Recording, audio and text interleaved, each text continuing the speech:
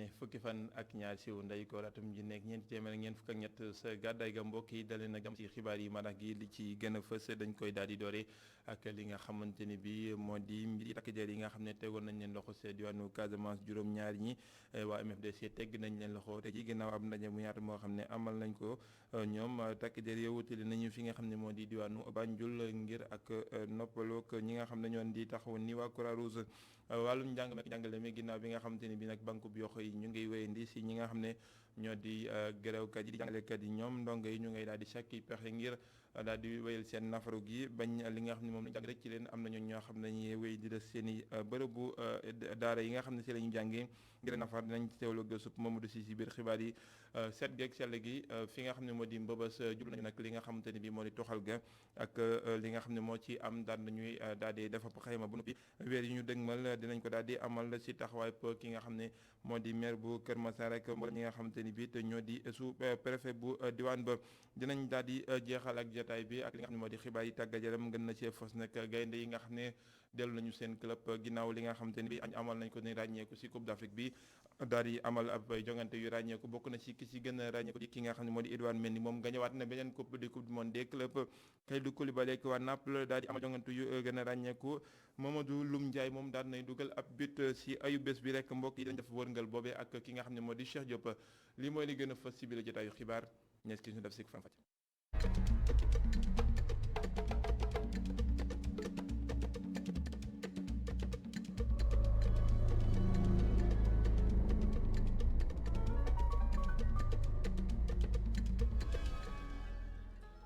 ñu ne ko doon junj si bopp xibaar yi takk der yi nga xam ne ñu ngi woon ci loxo yi way fépp yi foofu ci diwaanu Casamance MFDC daan nañ leen di bàyyi juróom-ñaar ñooñi nga xamante ne bii ñu ngi woon ci loxo yi Salif Sadio kii ñooñam am nañu ab lël bu yaatu boo xam ne am nag gindeeku goo xamante ne bii tax nañu bàyyi leen ñi nga xam ne ñooy takk der ci réewum Sénégal ci xibaar yi nga xam ne jaar na ci DIRPA am si mbégte doonte nee nañu daan nañu doon taxawaay bu ñoom ngir daal di taxawu ñi nga xamante ne bii ñoo di takk der yooyee waaye tamit rafetlu nañu mbooleem askan yëpp ni ñu takkoo taxaw ànd ak ñi nga xam ne ñoo di yooyu lay takkale der di ñi nga xamante ni bi nag ginnaaw bi ñu leen daal di bàyyi daan nañuy wutali fi nga xam ne moo di sa Banjul ngir wéyal li nga xam ne moo di seen seet ak yaram ak li nga xam ne moo ci am ñoom juróom-ñaar yooyu nag ki nga xam ne moo di caporal Sougou Diouf la Gana Sène ak Atap Diamé Abdou Ba Omar Toye ak Antoine Menga ak ki nga xamante ni bi moo di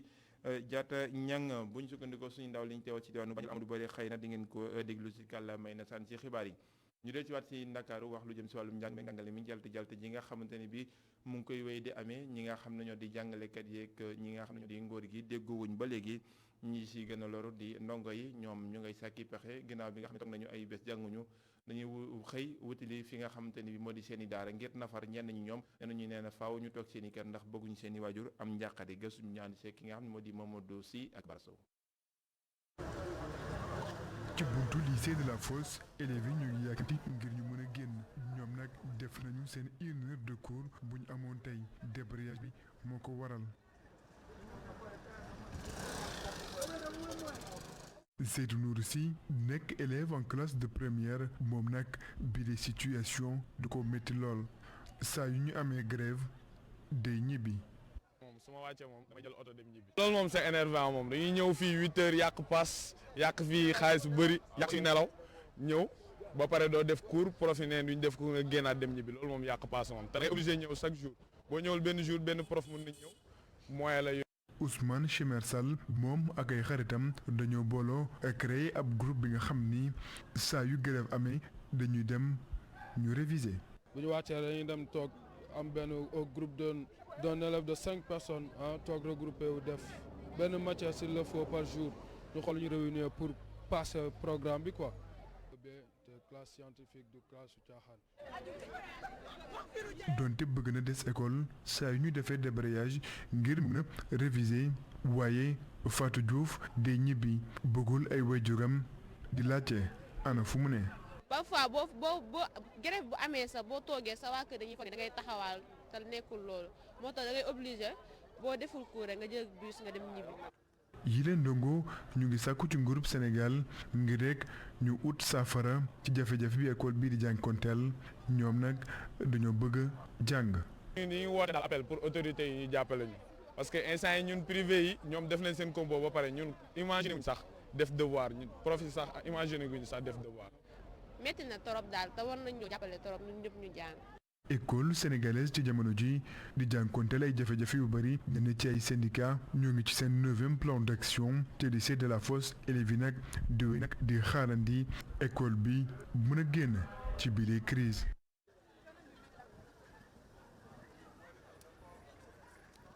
Mamadou Sy ñu des si wàllum njàng meek njàngale mi ku fi yoroon njàng meek njàngale mi nekkoon jëriñ di Kalidou Diallo li mu daal di jàpp moo di garaw naam dëgg la yoon na ko daal di tëral waaye nag ku jàngalewul waroo fayeeku loolee nag daal di xam ne faaw ñu daal di ronqat si li nga xam ne moo di salaire du jàngalekat yi su ko defee ñoo xam ne li ñu nekk du dëgg du yoon ba ñu mën a delluwaat si li nga xam ne moo di daara yi donte jàpp na ne ak waxtaan ak gindeeku it war na cee am waxtaan wu yaatu wax ne moom mi nekkoon ab syndicaliste del si waat na ci ak Tok Tok Sénégal mi ngi Maram Ndiaye def jukki ba.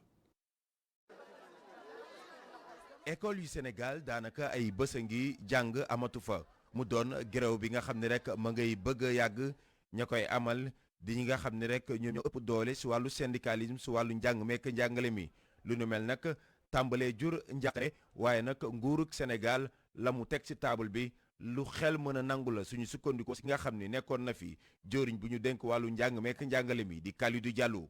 pour ban proposition yooyu indemnité de logement bi kenn du ko taxé amul impôt duñu fay impôt indemnité d'enseignement bi bu enseignant conservé même bu ñu demee retraite day yokk de 50 à 60% moo tax pour man syndicat yi war ñu rejeté yooyu dañu war on dit je prends acte. waaye nag jamono ji syndicaliste ñoom fa ñu ŋànkoon ba tey bàyyiwuñ ko benn yoon ba sax ñi ngi seen juróom-ñeenteelu plan d'action moom mi nga xam ni syndicaliste la woon di ñu wax ana lan jamono jile moom teengal yile waxtaan. biir G7 bi aussi dañu am division cassure ci biir parce que alliance CUSEMS SAEMS ñoom ñoo représenté lycée collège yi ñoom léegi bokkuñ ak ñeneen ñi mais état bi boole leen léegi wane leen mu ngi négocier ak ñu état li proposé ñu li ñuy def xëy na G5 xëy na dina ko nangu soit ñu nangu ko mu am cassure soit ñu bañ a nangu parce que ñeneen ñi jógu demuñu leur c'est compliqué. naka la ñu war a mën a def kon ba grève mën a jeex fii si biir Sénégal moom Kalidou Diallo nekkoon jëwriñ bi ñu dénk wàllu njàng mekk njàngale mi jàpp na ni nguurug Sénégal foofu rek mu daal di xoolaat taxawaayam waaye fexe itam tàmbale dagg li nga xam ne rek moo di salaire ñuy grève. war ñu mukk dépasser certaines situations pour xale yi perdre seen année scolaire wala mu am année blanche donc la ligne syndicale d'abord c'est important. Deuxièmement aussi du côté état bi il faut c'est vrai il faut mu nangu négociation il faut mu nangu droit de grève il faut mu nangu droit de manifester mais su dee faut mu nangu def ay propositions mais su defee yëpp joxul dara su dee am na grève état bi war na respecter le texte yi wax ku liggéeyul war am salaire wax naa ko toujours dama changé mukk su dee soo defee grève war am salaire adduna bi yëpp loolu. mais soo da nga def tous les jours ñu fay la yow doo arrêté. Kalidou Diallo nekkoon na fi jëwriñ bu ñu dekk wàllu njàng mekk njàngale mi si diggante 2008 ba 2012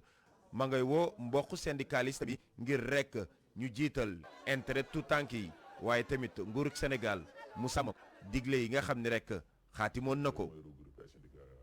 mi ngi Maram Ndiaye di ko jaajëfal waa SAEMS ñoom tontu nañu ki nga xam ne moo di Kalidou Diallo si ronqat gi mu jàpp ne war nañu ko def seen salaire ñoom jàngalekat yi ne na xoolaat ay kàddoom ndaxte foqante ak ñetti loxo du li nga xam ne bi moo war a mën a indi saafara si njàng meek njàngale mi li ñuy woote gouvernement gi moo di waxtaan ba déggoo buñ sukkandikoo si ki nga xam ne moo yor seen jokkaloo Tamsir Xuma ay kàddoom ak El Hadji Malick Cissé. état wala loi bi nga xamante ne moo ma may ma dem am sañ bokk ci syndicat dem ci grève moo may état nee ko am na droit moom it mu def lu ñuy wax mu am lum lum dindi ci heure yi nga xamante ne liggéey moom bu dee loolu ñun amuñ ci benn problème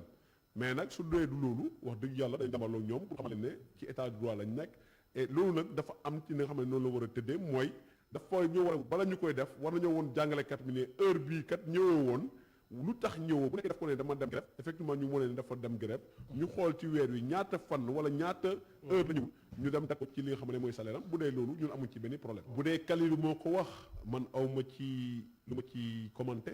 loolu moom la engagé parce que quelqu'un qui est en perte de vitesse man du ma prôné du ma commenté ay paroles am voilà je reconnais en lui un professeur émérite wax dëgg yàlla kooku moom xamal naa ko mais par rapport à des leçons yoo xam ne da ko jox nguur gi ci li nga xam ne jàngalekat ñu ngi ko jooy du ma ci commenté bi ñu génnee ak nguur gi dañoo jàpp ne nguur gi dafay soofantal li nga xam ne moom lañ koy wax moo tax incha allah talaata fukki fan ak juróom ci weer yu nekk maanaam suba buñ liggéey ba juróom-ñeenti waxtu jot ñu wax école jàngalekatu école du bu doomu yëpp ku ne ci ñoom nag génn classe yi mu dem ci assemblée générale yi nga xam ne ñu ngi koy def ci lycée yi ci département yi may wax ne man suba danaa nekk ci lycée Seydina Limamou Laye ci département Guédiawaye ñeneen ñi daañu nekk feneen fi may wax ak yow ni envoyé nañ benn mission 3 missions dans la région de Tambacounda pour ñu mën a sillonner tous les 4 départements de la région de Tambacounda fii ak ajuma. kon mu nekkoon Tamsir Bakhoum bokk ci SAEMS ñu bokk ci G7 di ko jàngalekat yi nga xam ne ñu ngi nekk ci ay ñaxtu xëy nañu ñaxtu ñoom liggéeykat yi SAPCO toll nañ ci juróomi téeméer li nga xamante ne bii moo waral nag seen mer gi ba futt ba ñu toogaanu buntub seen bërëbu liggéeyukaay boobee nee nañ daal di amal ñeenti weeru salaire yoo xam ne fay ñu leen ko te ki nga xamante ne bii mooy seen njët la foofu ga bu ñu waxtaan ak ñoom sax du leen wuyu waral nag ñu seen ndox toll leen ci baat ba ñu daal di génn ngir daal di yegg seen naqar woo askan wi ak saafara goo xam ne xaar nañ ko ci Mamadou Dieng. ñoom ñi ñu di ay liggéeykat yu SAPCO mer ba futu xëy wone ko ci seen buntu kër gi.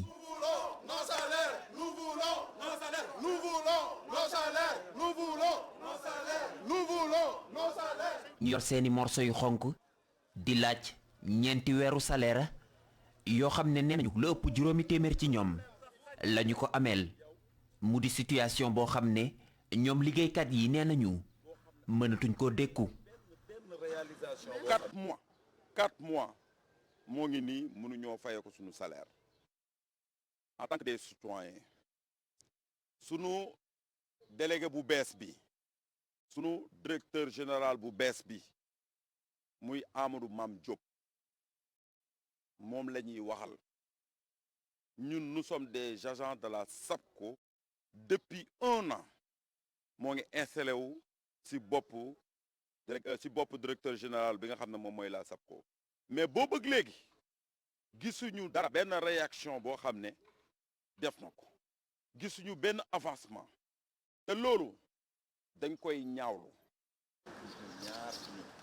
ñoom liggéeykat yi ci kër gii di SAPCO nee nañu amal nañu ay jéego ngir gisee kilifa kër gi waxtaan ak moom ci lu waral la seen nekkin wile waaye buntu yi dafa tëju. ñun jéem nañoo def ay démarches dem direction générale dem ci DRH waxtaan ak moom DRH ci boppam moom amul sax information moom bokk pour mu wax la bu gën a leer maanaam le directeur amul kenn ku mu jox information amul ak affaire kenn bu ñëwee bureau am lay dugg te fu laalul kenn fay daalul kenn respecté wul kenn daal ci gàttal respecté wu nous les agents te loolu dañ koy déplorer ñun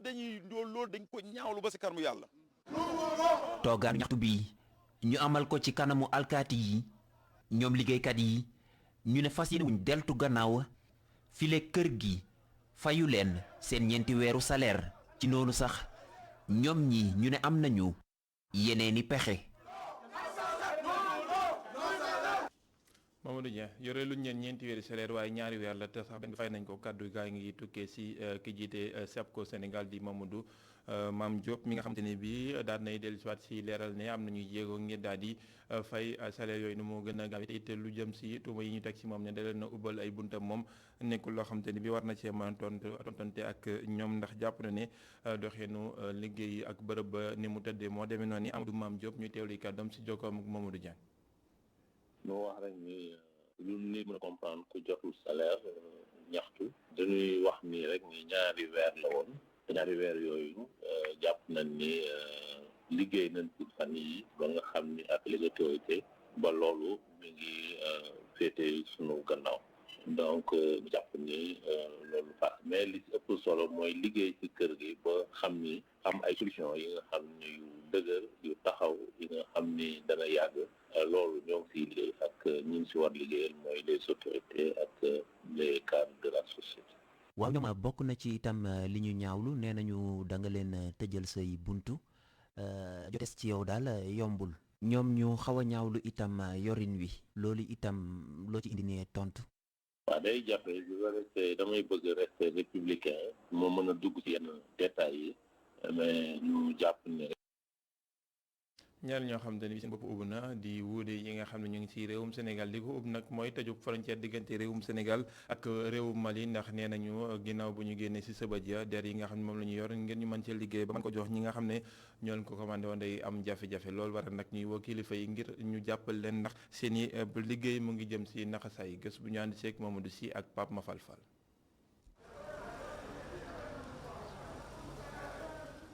Médina ci wetu 22 mbedd mi xumb lool cordonnier bi di Mass Dian moom nag bu ñu tëjee frontière diggante réewum Sénégal ak Mali daanaka saa su ne bu xëyee rek day ñëw toog jàkkaarloog marchandise am liggéey bi doxatul. moom dañ cee gën a sonn sax ndax fi mu ne nii dañuy xëy di toog rek frontière Sénégal ak Mali tëj gin ko tëj moom métti na ci ñun mit ba fi ne nii ñu lay wax ni dañu amoon commande yoo xam te mënul jàll. ci kanam Massane Dian mën nañ ci liir ab njàqare moom nag mu ngi xalaat ana nan la war a mën a def ngir mu mën a fay ay borom liggéeyam dafa taxaw ci jamono ji. liggéey am na stock bu doy am na ay commande tamit mais à 90% yi may liggéeyal ay malien lan te soo jotee financement tamit weer ak morom ja dafa jegeñe soo liggéeyee te jaayoo tamit pour nga fay maanaam du yomb. yile cordonnier di sàkku ci nguurub Sénégal ak Mali ñu mën a wut ay pexe ngir rek ñu mën a sauver seeni activité frontière moom war naa ubbeeku quoi parce que fi mu toll nii moom sonn na trop sonn nañ te yëg nañ ko parce que moom bu dee affaire politique la tamit war naa sóoraale ndax nga xamante ni seen avantage bokk na ci diggante Mali ak Sénégal. moom bu amoon ñu ci Sénégal waaw ndax ñoom mën nañu toog fa ne di ñu commandé ñu leen di defaral di leen envoyé. bile crise nag tax na ñuy xalaat ni consommer local war na doon ab solution. tey ku mel ni Macky Sall tey wala ku mel ni ñi nga xam ne ñoo nekk assemblée député yi wala dara ñoom ñoo waroon a njëkk impose seen bopp téer bi li muy ñaw ñu sol ay yére olof. mais damay xalaat ne suñu ko nguur gi jàppale woon loolu mën naa gën a dox. tëjub frontière diggante réewum Sénégal ak Mali jural na gàllankoor ñi nga xam ni ñoom ñooy cordonnier am nañ ay stock ak ay commande yu bëri nga xam ni jaay ñu leen bu weesoo loolee yeneen càmm yu ñu doon jëfandikoo njëg yi daa yokku artisan cordonnier yu nekk ci Médina nekk ci jamono ji ci njàqare. Mamadou Sy di ko jaajëfal ñu ngi ko doon juñ ci bopp xibaar yi Rebeuss bërëb boobee nag ñi nga xam ne ñoo di kilifa yi daal nañu fay teggat ngir taxawaay bi nga xam ne amoon nañ ko mbëbët daal di koy doxal di ab soppeeku melo yi jamono jooju ak bërëb ba daal nañuy nag def ab xayma si ñi nga xam ne ñoo fa nekk maanaam recensement ngi daal di jublu si weer yi nga xam ne moom ñu dëkk mal si toxal gi ak digg ak soppi ga melo gi foofee ñi nga xam ne ñoo koy taxaw amal nañ fa tànki nemmeeku si teewaay préfet bu Kër Massar waaye tamit si teewaay Pape Ibrahima Ndiaye. camion yi nga xam ne ñooy jël mbaliti fii ci capitale bu Sénégal yoon bi ci Rebeuss la ñuy jël mu nekk benn yoon ak këppukaayu mbalit boo xam ne état bu Sénégal bëgg na ko càmbaraat ba soppi xar kanam gi li nag doon liggéey bu rëy boo xam ne commission départementale di xayma liggéey bi mi ngi koy xaar.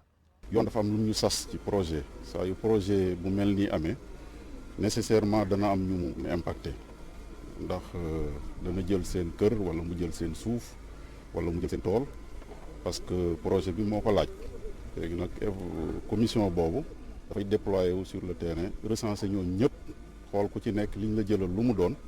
pour mën la fixer indemnité yi ñu lay fay parce que yoon moo nekk quand même bala ñu lay yëkkati dañ la war a jox indemnité ndàmpaay lu tolloo ak li ñu la jëlal gën ngaa néew. gannaaw bu ñu weesoo lu jëm ci wàllu recensé wala sax jox ndàmpaay ñu ko yeyoo ñu war a tàmbali nag li nga xam ne mooy projet bu njëkk te waa projet de promotion de la gestion intégrée et de l'économie des déchets solides bu Sénégal war koo amal.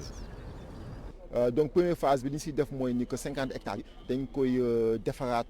massif bi jubbantiwaat ko stabiliser ko ba mu am sécurité mais aussi suñu si paree ñu saxal si ay garab planter ko ba mu jekk mais aussi def si ay dontukaay def si ay aire de détente def si aussi ay terrain multifonction yoo xam ni ndaw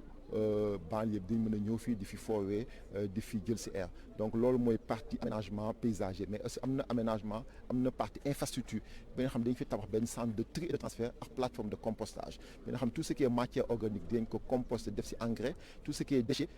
bi fi ñëw aussi tam dañ ko récupérer matière valorisable bi. ñu ngànk municipalité bi wala sax ñu fi liggéey jëm ci wàllum mbalit tey jii ñoom ñëpp kolo ngir soppi xar kanamu décharge bu Mbëbës. ndaxte boo jëlee benn kat mel ni jàmmalaay wala fu mel ni fii ci fi ñuy wax guy yi bu tawee les pentes dañuy tax fexe ba ndox bi di dem ci kër yi chaque année c'est le maire qu'on saisit pour ko kaay xel ndox mi ni muy def fii xel lii ni muy def fii dama ne si le projet est bien décliné amuñu lu dul yaakaar ni wax dëgg yàlla lu baax lay doon surtout que moi j'ai vu ça ailleurs j'ai visité une décharge à Peccioli en Italie soo demee foofu on produit l'électricité pour la commune. ça ñëw na ba fii lancé projet bi ne yéen récupérateurs yi dama bëgg projet bi mu ngeen gis ci seen bopp te loolu yëpp ñun xam nañ ne projet bi buñ koy mettre en œuvre dina affecter les récupérateurs mais on est obligé d'y mettre donc aussi loolu daf ñuy permettre aussi ñun ñu gën a am courage ci li chef de l'État wax. gannaaw tiit ak njàkkare mu mel ni tey jii état bu Sénégal ak ñëpp ñi nga xam ne ñoo ŋànk décharge bu Mbëbës ñu ngi boole seen doole ngir daal di fexe daal ba jox ko beneen xar kanam lii nag ñu bëgg koo wëyal waaye fexe ba baral li nga xam ne mooy liggéey bi. Pape Ibrahima Ndiaye ak Sidi Niang di leen jaajëfal ginnaaw loolu ñu wëlbatiku si wàllum tàggat yaram ak li nga xam ne moo di marathon boo am sa diwaanu Mbour ñi nga xamante ni bii ñoo di askan wa doon jongante foofu sa su ndar nañuy am mbégte ak koo xamante gi nga xam ne ànd na ci waaye ñoom dawkat ya dellusiwaat nañ nag si jafe-jafe yi nga xam ne moom la ñu am ni jumtuwaay yoo xamante ni bi ñàkk na foofu si diwaan ba rawatina sax Sénégal gi yëpp ndax Léopold gi ñu doon entraîné nee nañu dañ koy waaj a tëj ngir ay yeesal ak liggéey yi nga xamante ne bi jëriñ ji wax na ko fii si jonn ma xam Ibra Kane ub seen bopp ñu dem ba Somone fekk fa Mountaga Kane. ni daw bi yëngalee rythme cardiaque bu dawkat yi nu ni mel musique bi dal di yëngale ñi nga xamante ni ñoo ñëwoon di seetaan si marathon bi.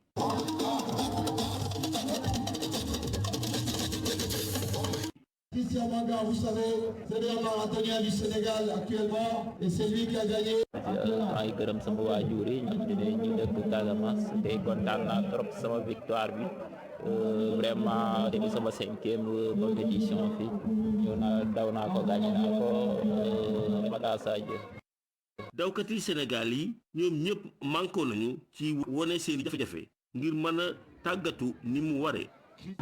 benn ba fenn la na am fu ne entraîné muy Léopold te léegi neen dañ koy waaj a tëj le 14 bi le 15 boog lan koy tëj lan wax si leen délai bi lan wax boog te buñ ko tëjee amatoo foofu mën a entraîné ci stade amul stade bu fi nekk pour que nga mën a entraîné amul du bari amul piste Iba Mar yàqu na léegi amuñu benn piste pour mën a entraîné pour egg niveau yi. ñoom dawkati Sénégal yi bëgg nañu nguur gi dimbali leen ba ñu mën a génn réew mi di tàggatu. performance xanaa dañuy ñëw def comme compétition comme genre yi ñëw compétition dañuy dem toogaat et toujours les préparations sont les mêmes dañuy demaat defaat yeneen préparation xam ne moom la ñu doon def et te suñu sañoon ñu jàppale ñu état bi jàppale ñu financé ñu comme ça ñu mën a am sortie yi nga xamante ne ñooy mën a tax comme ça ñu développer suñu performance. ñu des si wàllum xibaar yi tàggat yaram ba léegi ak gaynde yi wàllum football ginnaaw bi nga xamante ni bi nag delluwaat nañu ak ràññeek gi am nañu si amal si Coupe d'Afrique bi seeni club daan nañu amal ak gën ak ràññeeko bokk na ci ki si gën a fas Edouard Mendy gañëwaat na beneen coupe du monde des clubs ak waa Chelsea Kalidou Koulibaly jongante bu am solo la def niki démb ak ñi nga xam ne doon Napoli seen diggante ak waa Inter donte dañoo niil Lum Ndiaye daan nay dugal seen jonoom ak waa Valence ñu def ab wërngal ak gaynde yi si gox yi feccanti ko si àdduna bi ak Cheikh Diop. gannaaw ba ñu jëlee CAN bi daanaka gayndey Sénégal yi dellu seen club yépp dañu sargal ku ci mel ni sax Paris Saint-Germain defal na ko Idrissa Gana Gueye ak Abdoul Ahad Diallo ba ñuy dalal te di daan ren Parc des Princes benn bal ci dara ci gën a wet ga it Marseille def na ko waaye moom Papa Gueye ak Cheikh Ahmadou Bamba Dieng dañu bokk ci jogante bi nga xam ne Marseille moo ci am ndam seen diggante ak Metz waaye gaynde yi ay bés bi daanaka ci deuxième division bi la ñu gën a wane seen bopp. Amiens moo daan Niort 3-1 ci ñaari bit yu Aliou Badji 3-0 la Paris FC daan Quevilly ci benn bit bu Mouhamadou Lamine Gueye muy dugal la bitam bu njëkk ci équipe boobee. Angleterre Edouard Mendy jël na sax coupe du monde des clubs ak Chelsea mu di ñaareelu coupe boo xam ne rek am na ko ci ay bés gannaaw ba mu jëlee CAN bi ak Sénégal moom sax final boobee moo ci titulaire. Sadio Mané tàmbaliwaat na te sax bokk na ci bit bi nga xam ne moo may Liverpool mu am ndam seen diggante ak Burnley 1-0. mu ñëwaat gannaaw ba mu amulee CAN bu am solo lool Nampalys Mendy bokkoon na ci équipe bu Leicester waaye bi la yoon ci banc bi la toog ba ñuy témbok West Ham ku ne dugal sa moroom ñaari bit. Ismaïla Sarr it dugg na ci match bi waaye Watford daa nërmelu seen diggante ak Brighton 2-0. Italie foofee Kalidou Koulibaly match bu baax la amal seen diggante ak Inter de Milan donte ne ku nekk daa dugal sa morom benn bit. Espagne moom Mamadou Loum Ndiaye daa ñëw rek dugal ci ndam li nga xam ne Deportivo Alavés am na ko ci digganteem ak Valence 2-1. Turquie ngir jeexal Kassim Pasa ak Antalya Sport dañoo timboo ku ne dugal sa morom ñaari bit benn bit bu Kassim Pasa sax Mamadou Fall moo ko dugal waaye ci geneen wet ga Famara ji dugg na ci ñaareelu pàcc bi.